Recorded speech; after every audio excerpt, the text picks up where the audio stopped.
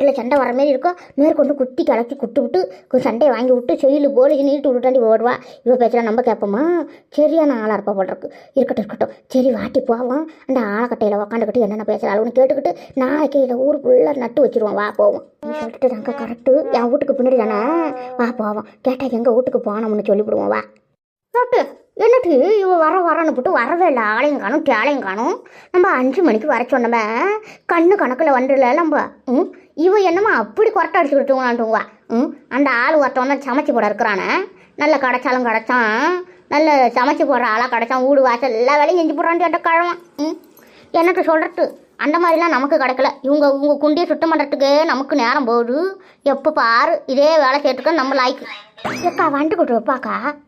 அவளாம் வராமலும் இருப்பாளா? அவள் சட்டை ஊரு கடையை பற்றி பேசலாம்னு விட்ட நேரம் மூச்சு தெல சரிக்க ஓடி வருவா. மூச்சு வாங்க நீ அவளை என்ன சொல்லிவிட்ட?